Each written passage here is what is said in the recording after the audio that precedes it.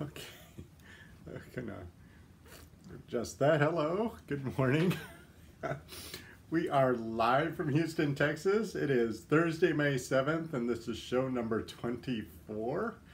I'm laughing because my friend Kristen texted me when there were 3 seconds to go before the show started. And let's just say she has a colorful vocabulary, a little more colorful than mine, and it always makes me laugh. Anyway, good morning everyone. It's good to see you. It is 83 degrees out, going on 98, which is about 10 degrees above normal. A few people showed up in the chat room before we started. That was fun. So remember, I'm here about 15 minutes before the show starts. So if you want to come on by and come into the chat room, we can chat a little bit before the show starts. If you're watching this in the future, be sure to subscribe and ring the notification bell so that you're notified when I go live. That's the only way to know in case I go live at a different time than usual.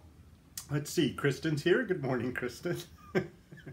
Sarah May's here. Deborah's here, my sister Deborah. Hi, Deborah. I'm so happy you're here again. And DJ and Cheryl were here in the chat room with me before. Good morning again. It's good to see everybody. Well, you know, it's going to be a hot day. I went out to water yesterday, the front yard, which I don't like to go in the front yard because I end up running into neighbors. And I'm an introvert. So I like to watch the neighbors from my studio window. But I have new neighbors across the street. And they are really, really sweet. And they're local Houstonians, which is really kind of unusual. It's hard to find people from Houston for some reason. It's such a massive city. But everybody I meet, tends to be, they moved here for work at some point. Well, these people are from Houston, so it was lovely to have a lovely family. So it's nice to know new neighbors across the street are nice. Hi, Julie. Oh, Julie's here. Julie, I didn't see your question yesterday. Julie wanted to know why it seems like I do everything. But that's just because I'm only talking about myself. Honestly, I delegate and automate a lot. I hire people, you know, I don't mow my own lawn, for example. And there is a honey-do list, a very, very robust honey-do list that I don't do, but I put together because, like I said, just because you're in charge of the house doesn't mean you have to do everything. So make a honey-do list if you have a honey to do things for you. Okay, well, the new neighbors made me dream about them last night. And in my dream, it wasn't really them because I just met them, but it was new neighbors. And they came over to the house and they brought all their kids with them, which they had the dream neighbors, not these ones, these people, I don't even know them yet. But the dream neighbors had, I don't know, like 27 teenagers. They filled the whole house and they took over the kitchen. And they cooked all this food, and it's like, what are you doing? So I was like, is this a dinner party? Am I throwing a dinner party I didn't even know about? But in the middle of that, what was really cool is I found an extra room in the house. So if any of you are psychologists, please leave a comment, let me know what this means. But I found an extra room in my house, and it was fantastic. It was like a butler's pantry. It had a stove and some counters and lots of cabinets. I was like, oh my gosh, this is going to solve all my kitchen organization problems. It was a good dream. So then it turns out my neighbors with their 27 teenagers were actually cooking for a church, like a church bazaar where their food was going to be auctioned off. So they were cooking all this stuff. But when they left a bunch of food to say thank you for letting us use your kitchen. So I woke up happy. I hope this means the new neighbors give me food. Wouldn't that be nice? Anyway, so yesterday, remember I told you I have all these plumbing issues and I'm probably going to go homeless. But yesterday I got the actual engineer from the plumbing company. It's an investigative plumbing company is the name of it, investigative. It's funny when I do that I go black and white almost. The camera doesn't know what to do with my hands. It's hilarious. Anyway, talked to the plumber, the engineer that actually is engineering this whole project, which is quite extensive. And he was really sad he seemed really honestly sad he had to bust up my entire pool deck to connect the sewer line to the city sewer line.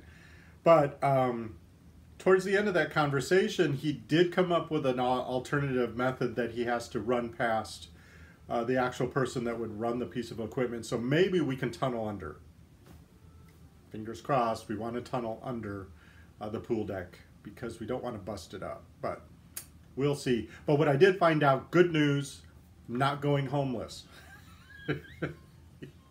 He said what they do is they keep one bathroom temporarily connected during the process. So even though it takes 2 weeks, there will always be one functioning bathroom, shower, toilet, etc. So I don't have to leave. It'll just be uncomfortable, maybe. I mean, who cares? Whatever. As long as I don't have to find a place for this family, it's just too many. It's the dogs. And Chandler, the cat, Miss Chandler. Chandler's a girl. In case you see her on my Instagram account. She's not a boy, even though she looks yellow. She's actually a girl kitty. But anyway, she's 17 years old now, and her sister, who's the same age, just passed away not too long ago. And she's so frail, and she's just so tiny now. I don't want to stress her out by moving her. Anyway, so that's good news. The pool guy came by to fix the heater. As soon as he walked in, I said, this was a lot more fun when it was under warranty and I didn't have to pay you anything. And he laughed. Ha, ha, ha, ha. I have a daughter in college. It's like, okay, well, let me write you another check. I thought you wanted money. Let me write a check. But he reached his giant, massive arm, because he's like 7'8", into the heater and came back out. And he said there was just a loose wire, no charge. I said, oh my gosh, this is great. This was the best news I had all week. He said, however, I just looked at he punched the little digital screen. He said, you're 500 hours past its life expectancy. So at any moment, this heater will die. And it's going to cost you $3,200 to replace. So it's like, I'm good. It's hot out. The water's refreshing at the temperature it's at. So, yay, hashtag it's always something. So I'm going to have to replace that heater. Hey, you know, Captain Patty yesterday left a comment after the show about the whole mail thing that we talked. Remember, we talked about processing the mail yesterday. If you missed it, go back and watch yesterday's show. I talked about how I like to organize processing the incoming mail.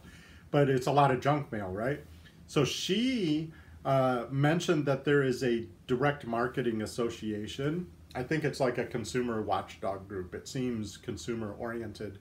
And you can go on there and apparently you can sign up to get off people's third-class mail list so they don't send you unsolicited flyers. I didn't have a chance to look at the website deeply, but they do have a page that seems pretty clear. It's also, I think, where you can get on the no-call list, and there's also a digital version for junk email. So anyway, I threw the link to that in the show description. It's thedma.org, I believe. Check it out. Maybe there's some resources there that will help you. Thank you, Captain Patty, for that further information. And also, I got 2 emails about that file cart that I mentioned I have. It's a rolling metal file cart, real lightweight, that I keep right next to where the mail comes in the house so that I can file as soon as I bring the mail in. Well, I put that on my Amazon page. So if you want to see the one that I have, go to my Amazon page, which the link is in the show description also. So so you can see what I have. It works real well. It's real lightweight. So like when I go on vacation, I just roll it into some place to hide it, you know, because I feel better that the rolling cart's hidden away. And it's not a big clunky, you know, old-fashioned file cabinet, which I don't have room for. I'm just gonna stub my toe on one of those. So anyway, check out my Amazon page if you're curious about that. Hey, remember I tested the click list last week? That's where they put the groceries in your car and you don't have to go in. My intention was to test their delivery service, but I didn't get a chance this week because my sewer is about to explode. So, and I thought I was going homeless until just moments ago. So I didn't get around to having the groceries delivered. I actually ordered delivery last night. It was really good. It's this restaurant that's Tex-Mex and Indian food fusioned. So it's like you get a burger, but it's Indian flavored, you know, with curry and stuff. It's actually really good. They call it Cowboys and Indians, the name of the restaurant here in Houston. It was really good. Not the healthiest meal I've had. But anyway, back to the point. The point being is, what I did test this week is I tested having my dry cleaning picked up on Monday and see if they actually drop it off on Thursday. And guess what? It came this morning. The guy gave it to me. I went through it. Every shirt is there. They didn't charge extra. There was no delivery fee. It's the same price if I had dropped it off and picked it up myself. So this is amazing. That's an entire trip out of the house that I don't have to make. So I recommend it if you can buy a dry cleaner in your area that picks up and delivers. Man, wow, it was such a luxury. So I'm pretty happy with that. So that's my dry cleaning delivery. I give you a thumbs up.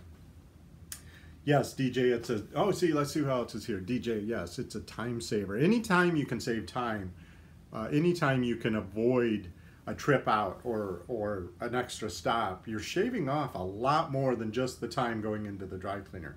You're shaving off also all the stress of driving, and, you know, what if you get into it with the dry cleaner? Because you know, don't I seem like a nice guy? I don't know. Customer service drives me nuts.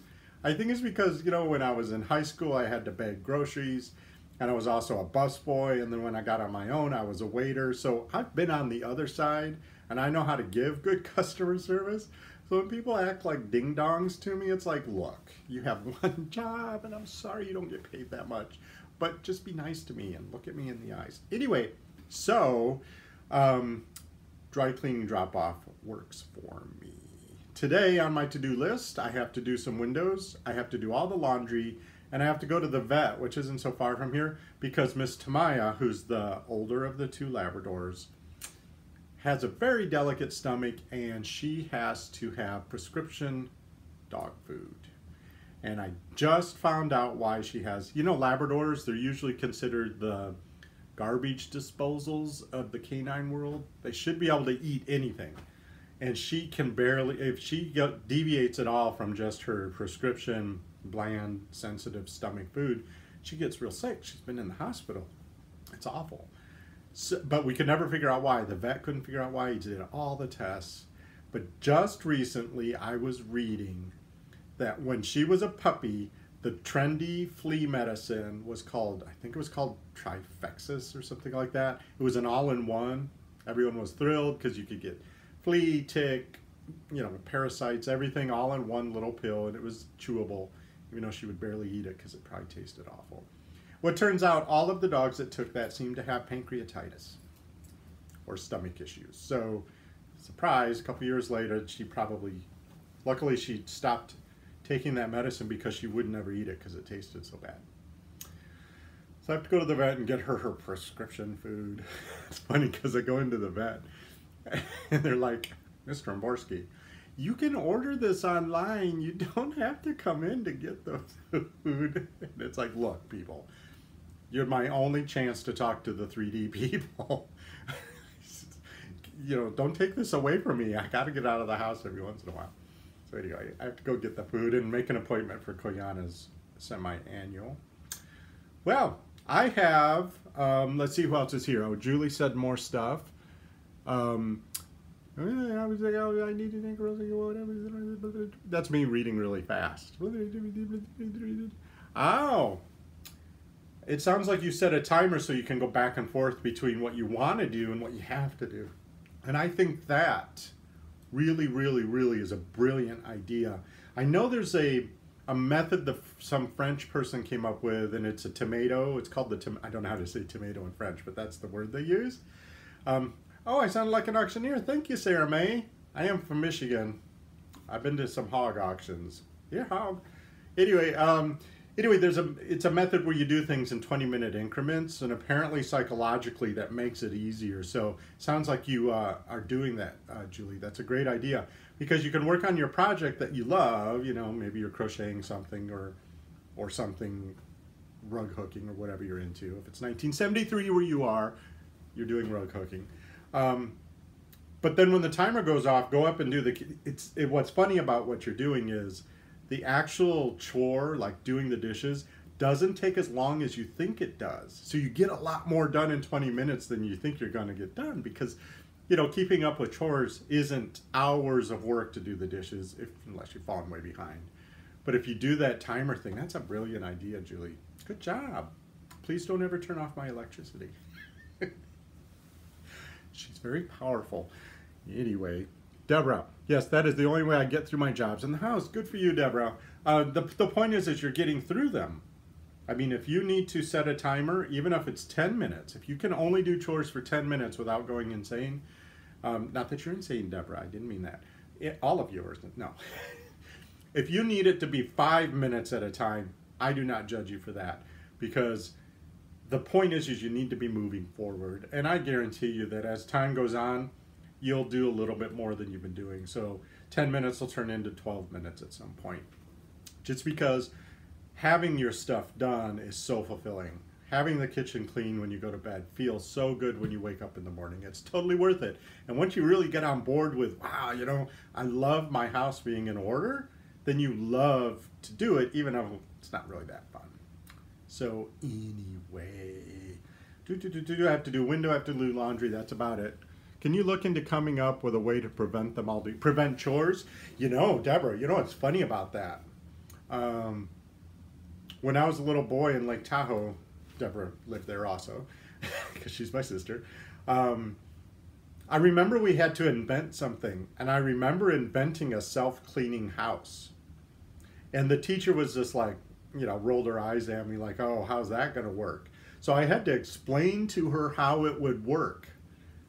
And so what it came down to is everything had to be made out of ceramics, and it all had to be glued down, because every day when you left the house, you'd push a button and water would shower the entire house on the inside and clean everything off, and it would drain off into some drains, and then air, like a dishwasher for your house.